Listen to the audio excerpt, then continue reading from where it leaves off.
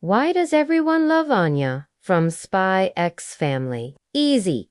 She's super cute, but is that really enough to make her the breakout star of one of 2022's best anime? Or is Spy X Family's over-reliance on its adorable daughter a cheap trick to hide a lack of substance? Let's look at both sides of the argument to find out the defense, why Anya's cuteness works. Anya being an adorable little gremlin is more than just a cute gimmick. Sure, it's fun to squee over her antics, but her presence in the story does balance out Spy X Family's Cold War stakes. For every near-death experience Loid or Yor endures, there's a peanut-loving gremlin waiting to greet them back home with a hug. Even when circumstances are bleak, we know the show won't stay dark for too long because Anya will surely find a way to diffuse the tension with her oblivious antics. Her childlike misunderstandings and mispronunciations also feel incredibly realistic. Whether it's butchering a new word or innocently asking why a certain food tastes like dirt, Anya reminds us that despite their spy and assassin professions, Loid and Yor are still raising a kid, and what kid doesn't occasionally do something that makes you question their upbringing? Not to mention her adorable reactions often play into the humor of the series.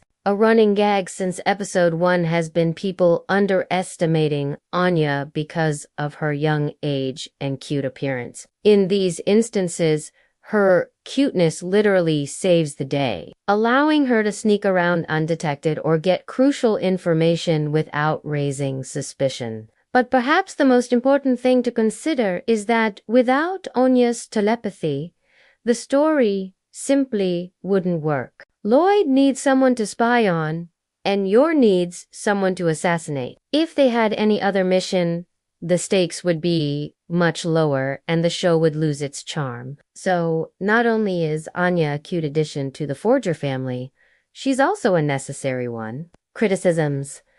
When does it go too far? While it's clear that Anya brings a lot to the story, some fans argue that the series relies too heavily on her cuteness. As fun as it is to see her cause chaos with her telepathic powers, some viewers have criticized her characterization as a form of Flanderization. In case you didn't know, Flanderization is a term used to describe when a comedic character's personality traits become more exaggerated and one-dimensional over time. Put simply, will Anya just be a hey face forever? Not only that, but some fans have expressed frustration over Yor and Loid's underuse. With so much spy and assassin action to be had, some viewers wish the series would dial back on the family shenanigans and focus more on the cool factor of its characters.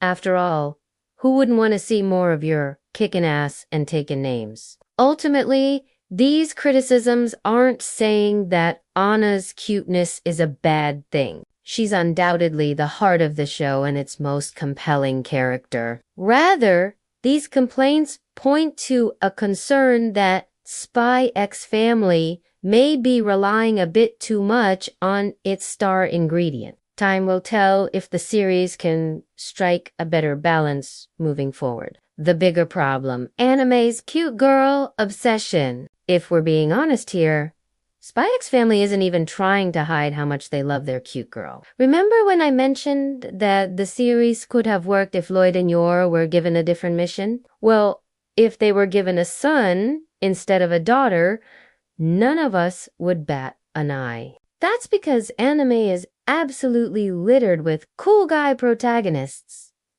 But the magical girl is a much rarer sight. So when anime gives us a cute girl, we must protect her at all costs. This is what's known as Moe Culture, which essentially boils down to the idea that Moe or adorable girls equal good business. And I can't say that this logic is wrong. After all, look at all of the merch that Anya has sold. It's no surprise that merchandise featuring the most adorable character sells the best. But what's interesting about Spy X Family is that they didn't invent this concept by any means. Shonen manga has been shoving cool guys into the spotlight for decades. Meanwhile, shoujo manga has long explored the dynamics of cute girls doing cute things. So by giving us a protagonist that falls into the latter category, Spy X Family is able to subvert audience expectations